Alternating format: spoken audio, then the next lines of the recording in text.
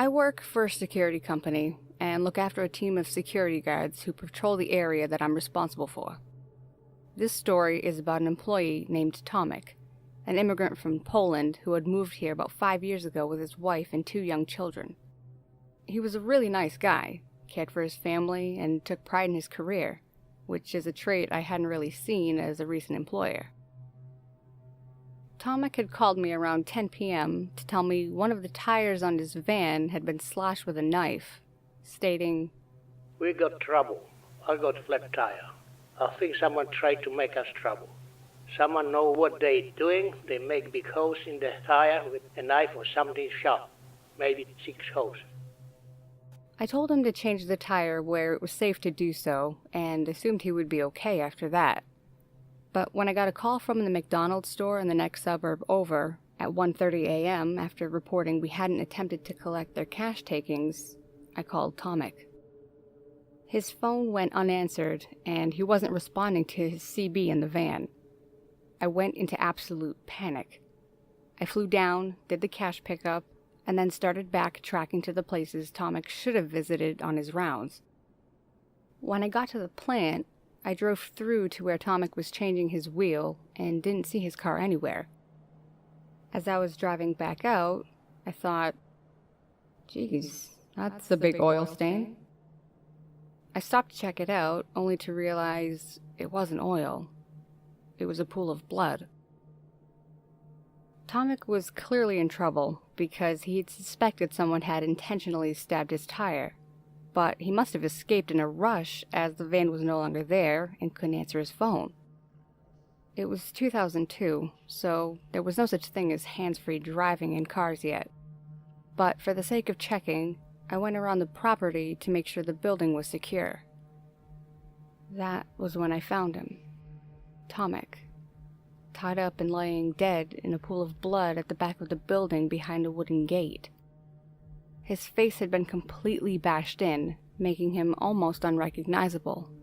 But I knew it was him based on his clothing and what was left of his dark brown hair.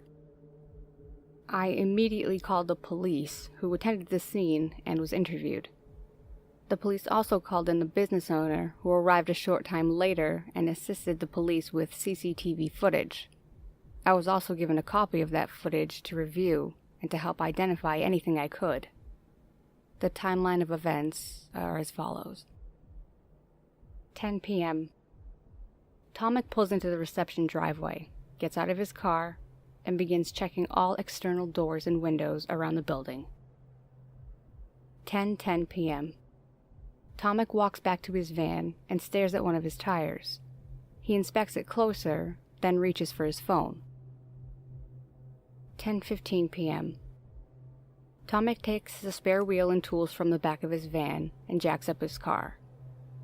During this, his head suddenly cocks to the side and looks to be engaged in conversation with another person, then goes back to changing the wheel over. 10:30 p.m. This is where I get chills down my spine.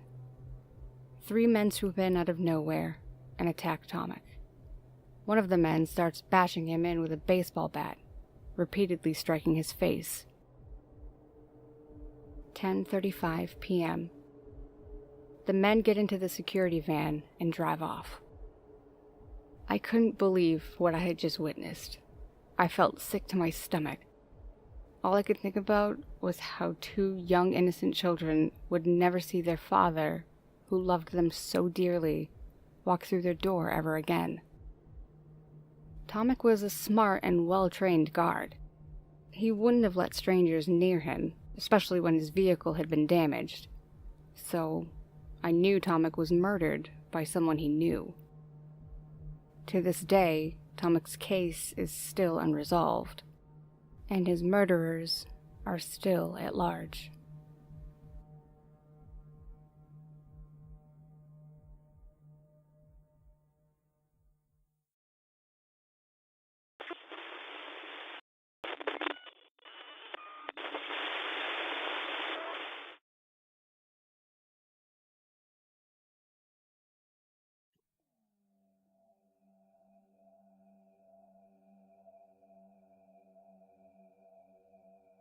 I work as a bobcat driver in the state of Michigan.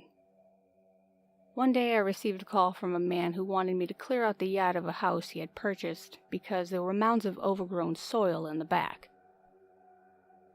I set up a time to go check the place out and gave him a quote, as I did with all of my customers. I attended the home located within the outskirts of Detroit, and to no surprise of mine, it was in fact a derelict house. Only this one was one of Victorian architecture, so I understood the importance of wanting to keep it preserved. After meeting the man I'd spoken with over the phone, he led me around to the back of the house. The mounds of soil took up half of the backyard, a gross collection of garbage and dirt covered in weeds. The previous owners dumped their trash in the yard and just shoved what they could to the side to make room. It was a big job, but one that I was happy to do.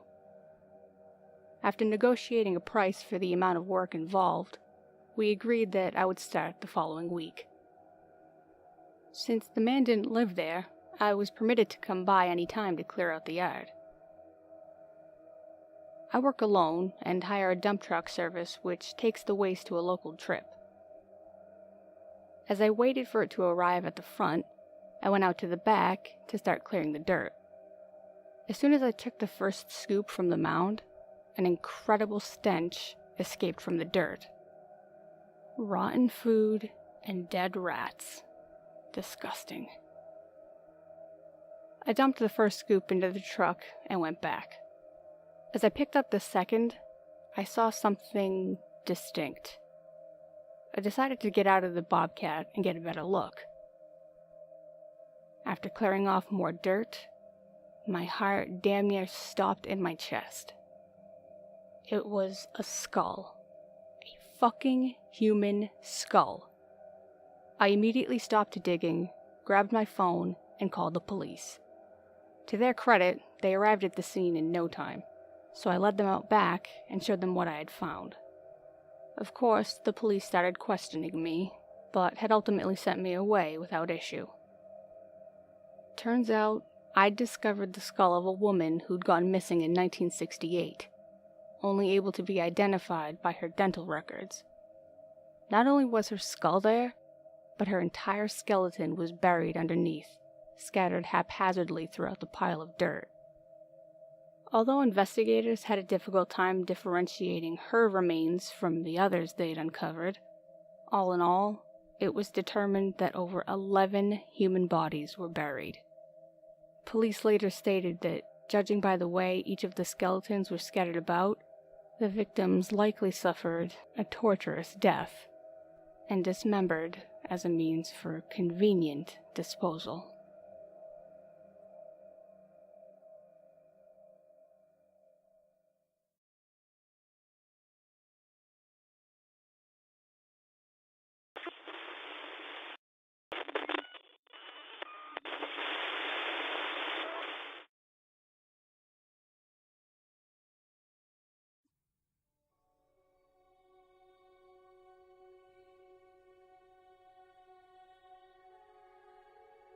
This story took place a few years ago, and as cliche as this is gonna sound, the events feel as if they'd only happened yesterday. One evening, after coming home from a particularly hectic day at work, I settled in on the couch to watch TV and de-stress. I couldn't tell you what program was on at the time, only that maybe about halfway through, I started hearing noises from what sounded like the far end of the house, similar to that of a drawer sliding open. For some context, I live by myself in a condo, so after hearing those noises, I felt my palms begin to sweat.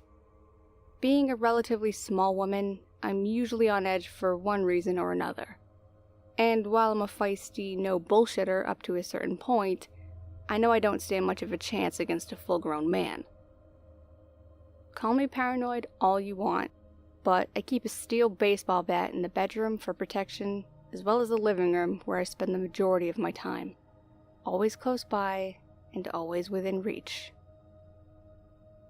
Now, at this point, I don't know whether or not a person or a possum somehow made its way into the house, so I instinctively grabbed my bat and quietly tiptoed to the source of the noise down the hallway.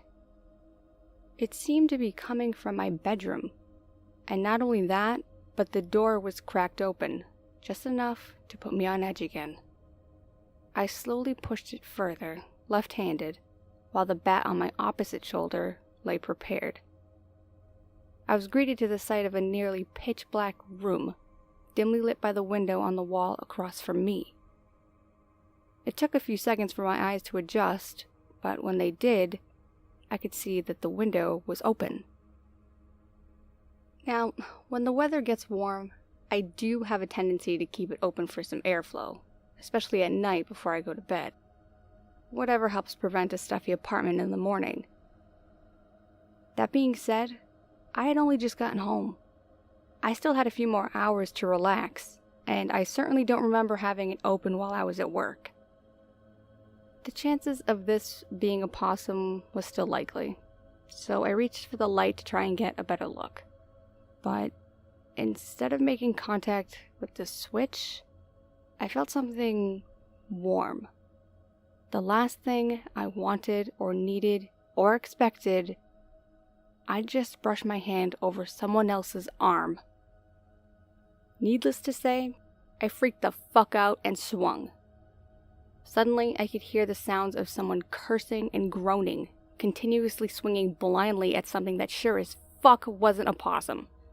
The person retracted toward the wall and slipped out of the window they had clearly come in through. Unfortunately, because of how dark it was in my room, I wasn't able to see any notable features. After turning the light on, I didn't feel like wasting any time. I made a beeline for the window and quickly slammed it shut before locking it tight. Although I was visibly shaking to the bone, I managed to collect myself enough to start heading back out of my room. That's when I noticed something. A knife on the ground, likely left behind by the intruder during the scuffle. I called the police and did my best to explain what had happened, half expecting the panic in my voice to strain dispatch. Thankfully, though, I didn't have to wait very long before a unit arrived and started combing the area. The garden beds all around my house had apparently been trampled or disturbed in some way, leading police to believe that someone was looking for an easy way in. Stupid me, routinely leaving my bedroom window open, only made it that much easier for them. As if that weren't bad enough, they also couldn't lift any prints from the knife. Whoever this guy was, he clearly knew what he was doing, and I shudder to think what would have happened if I didn't have my bat. That night, I was able to contact a friend and stay over until morning, and promptly moved out of that condo soon after. I feel a lot safer where I currently live, especially now that I don't live alone. In the future, I may not stand much of a chance, but my gut tells me 2 German shepherds just might.